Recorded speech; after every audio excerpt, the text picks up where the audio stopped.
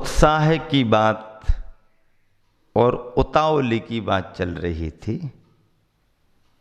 उत्साह बहुत अच्छी चीज है, पर उतावली को अच्छा नहीं माना गया, जल्दबाजी को अच्छा नहीं माना गया। उत्साह होना बहुत अच्छी बात है, उमंग, अंदर का उल्लास होना बहुत अच्छी बात है, पर उस उत्साह को अति उत्साह न बनने दें, क्योंकि जहां हमारा उत्साह अति उत्साह बना, वहीं से समस्या खड़ी होने लगती हैं। जैसे कहा ना, अभिषेक करना मन का उत्साह है, तो जी सब पीछे हटो, पहले नंबर में ही करूंगा। अरे भाई, सबको करने दो। नहीं नहीं, पहला कलश में ही करूंगा। अरे भाई, तो मेरी भी तो भावना है। भावना, तुम अपनी बात में रखो, मैं ही करूंगा।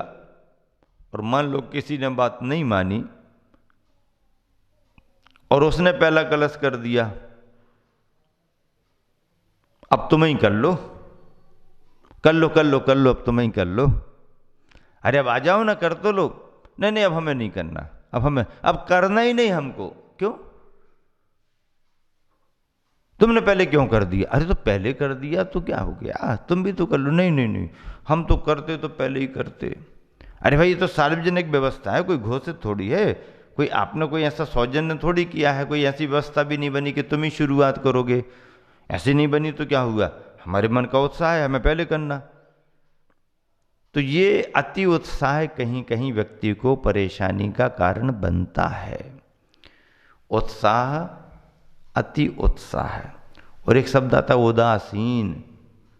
उदासीन करते क्या होता, मन में उत्साह तो है नहीं, मन के भाव तो उतने जगे नहीं। अब भैया खड़े हैं, एक तरफ देख रहे हैं, और किसी ने कह दिया, भैया क्या कर रहे, सबरे जैनी तो 16 पहन के आ गए, तुम क्या जैनी बने जैसे खड़े हो।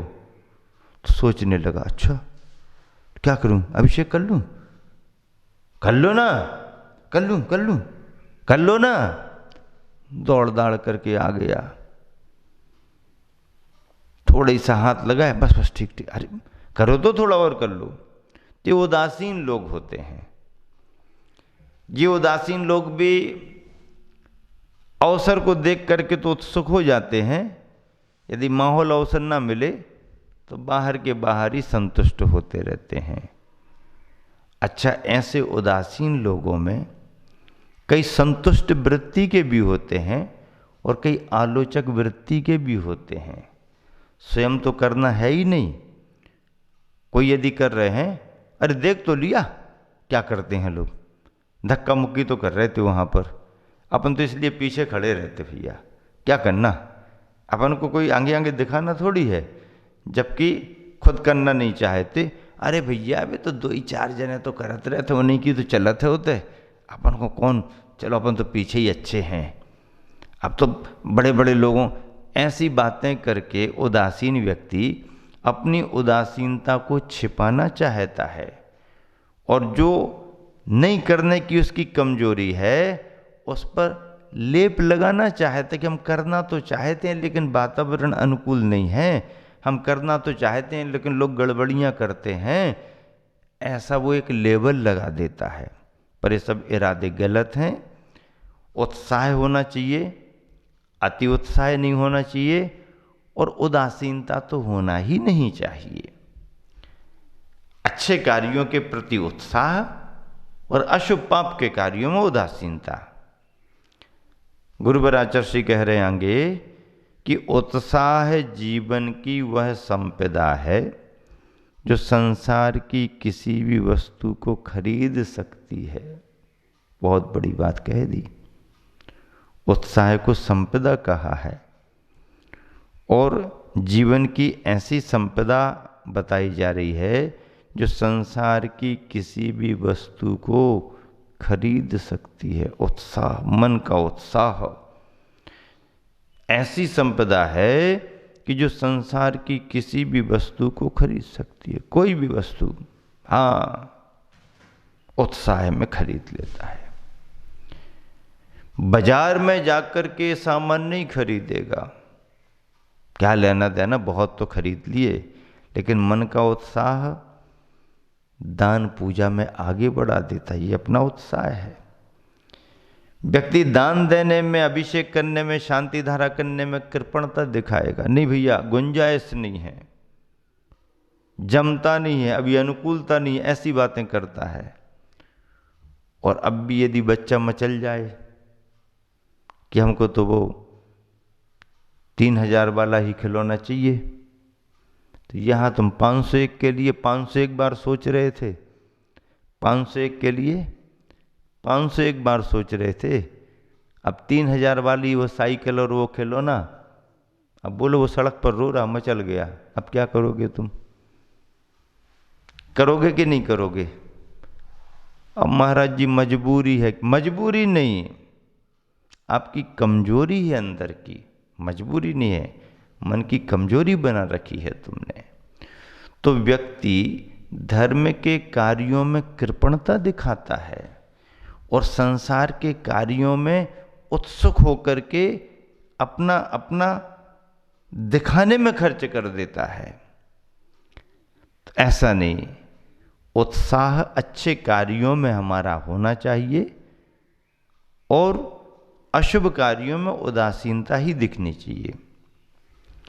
अगला बोध वाक्य है, सही तो दृष्टि की दृढ़ता होती है, सही तो दृष्टि की दृढ़ता होती है और दृष्टि की दृढ़ता से आचरण में दृढ़ता आती है।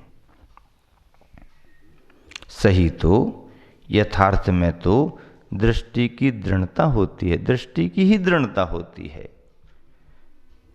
और उस दृष्टि की दृढ़ता से आचरण में दृढ़ता आती है।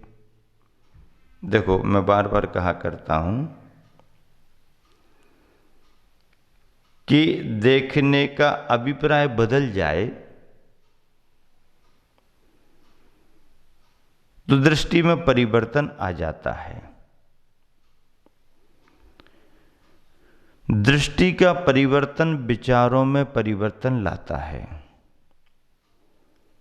विचारों का परिवर्तन वाणी में झलकने लगता है और वाणी में आया हुआ विचारों का परिवर्तन फिर प्रवृत्ति से जुड़ने लगता है।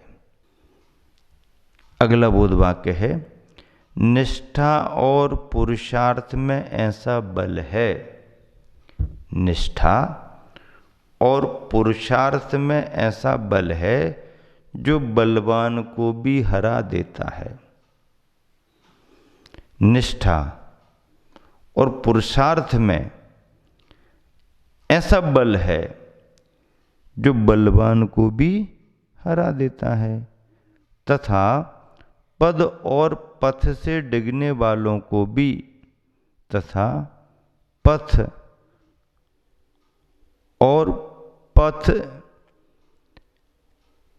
तथा पद और पथ से डिगने वालों को भी दिशाबोध दिला सकता है। कितनी बढ़िया बात कही। निष्ठा और पुरुषार्थ में ऐसा बल है, कैसा बल है? जो बलवान को भी हरा देता है, एक बात, तथा पद और पथ से डिगने वालों को भी दिशा बोध दिला सकता है, उनको भी दिशा बोध मिल जाता है। इस पृष्ठ के अंत में गुरुवर आचार्य का दोहा संग्रहित किया गया है। सागर बूंद समाज की इस पुस्तिका में सब विषय हैं। क्या है?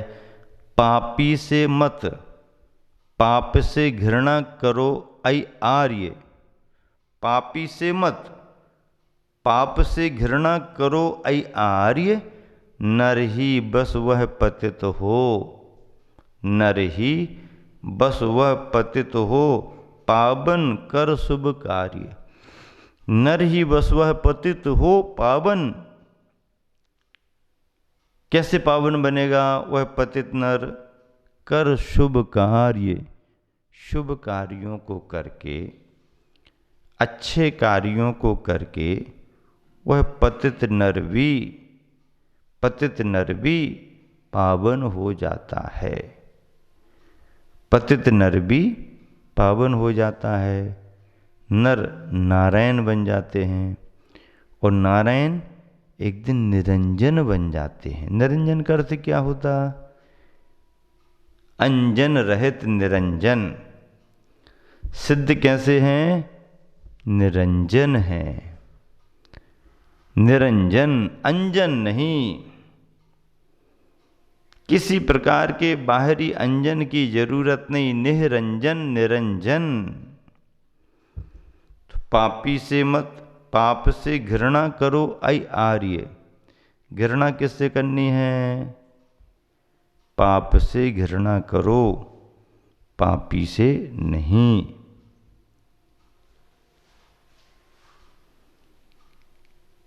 कितनी बढ़िया बात कही। घृणा तो होती है पर पाप से होना चाहिए, पापी से नहीं। नर ही बस वह पतित हो, वह नर ही जो पतित है वह पावन हो। कर शुभ कार्य, शुभ कार्यों को करके वो पावन हो जाता है। अगला बोध वाक्य है, गलती करने वाले को गलती बता देना। गलती करने वाले को गलती बता देना, मगर उसे अपनी दृष्टि से नहीं गिराना। मगर उसे अपनी दृष्टि से नहीं गिराना, बल्कि गलती से परिचित कराकर उसे ऊपर उठाना महानता है। बहुत बढ़िया बात की। क्या? गलती करने वाले को गलती बता देना। गलती करने वाले को गलती बता देना, मगर उसे अपनी दृष्टि से नहीं गिराना, बल्कि गलती से परिचित कराकर उसे ऊपर उठाना महानता है। उसे ऊपर उठाना महानता है। कितना बड़ा मार्ग है। गलती करने वाले को हम गलती बता भी रहे और उसको अपनी गलती का ज्ञान भी हो रहा, लेकिन स्नेह बंद कर दो, उसकी घोर निंदा बुराई करना शुरू कर दो। नहीं तुम तो हट जाओ, मैं तुम्हें पसंद नहीं करूंगा, ऐसा कहना शुरू कर दो। नहीं, कहीं ना कहीं अंदर का धागा लगा रहना चाहिए और वही स्नेह का धागा फिर कभी ना कभी उस दुर्गुणी को भी तुम्हारी तरफ खींच करके ले आएगा। कभी ना कभी खींच करके ले आएगा। तो इसमें भी क्या व्यवस्था दी है गुरुवर ने कि गलती करने वाले को गलती बता देना। वैसे तो गलती देखने की दृष्टि से गलती देखो ही नहीं। अपनी दृष्टि गलतियां देखने की नहीं होनी चाहिए। नहीं महाराज जी हम देखना थोड़ी चाहते, लेकिन अब वो दिख ही गई आंखों से, तो अब दिन भर आंख बंद करके थोड़ी बैठे रहेंगे। हाँ ये बात भी सही है कि दिन भर कोई आंखें बंद करके बैठ भी नहीं सकता। देखेगा, देखने में अच्छी चीज होगी तो भी समझ में आएगी और धोखाधड़ी की बात होगी तो भी समझ में आएगी। तो अब कौन कैसा क्या कर रहा और अपन को क्या करना, जिसके लिए गुरुवर कह रहे कि गलती करने वाले को गलती बता देना। पहली बात तो गलती देखने का भाव ही नहीं है। मान लो सामान्य उसमें दिख भी गई तो फिर बताना का भाव नहीं करना। बताने का भाव होने लगा तो उसी को बताओ जिससे संबंधित वो बात हो। जिससे संबंधित बात है उसी को बताओ। उसके बताने से काम बनता नहीं तो उसके गार्जियंस को बता दो, लेकिन उस तरीके से बताओ ताकि उनके ख्याल में बात आ जाए। तो गलती करने वाले को गलती बता देना, मगर उसे अपनी दृष्टि से नहीं गिराना, बल्कि गलती से परिचित कराकर उसे ऊपर उठाना महानता है। बहुत बड़ी बात, ऊपर उठाने का भाव होना। बुराइयों के दलदल में तो दुनिया फंसी हुई है, अब उसको देख करके तुम कितना कितना क्या क्या करोगे। अपना भाव हित का होना चाहिए और सामने वाले को भी सद्बुद्धि आए, सामने वाला भी सन्मार्ग में लगे, यह भावना हमारे अंदर होते रहनी चाहिए। यही महानता मानी गई है। अगला है बोधवाक्य, जिन लोगों ने बुराई की उनको शीघ्राति शीघ्र भूल जाओ। जिन लोगों ने बुराई की उनको शीघ्राति शीघ्र भूल जाओ, क्योंकि उनका एक क्षण का स्मरण भी अनंत जन्मों के अर्जित आनंद को पल भर में नष्ट कर देता है। जिन लोगों ने बुराई की उनको शीघ्राति शीघ्र भूल जाओ। क्यों भूल जाओ? क्योंकि उनका एक क्षण का स्मरण भी, ऐसे बुराई करने वाले लोगों का एक क्षण का स्मरण भी अनंत जन्मों के अर्जित आनंद को, दिन 2 दिन 4 दिन साल भर की बात नहीं कर रहे, अनंत जन्मों के अर्जित आनंद को पल भर में नष्ट कर देता है। पल भर में नष्ट कर देता है।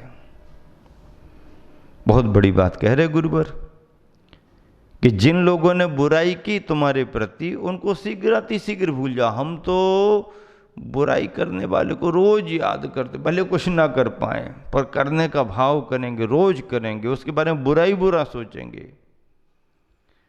अब बुरा भी सोचते रहो तो होगा क्या?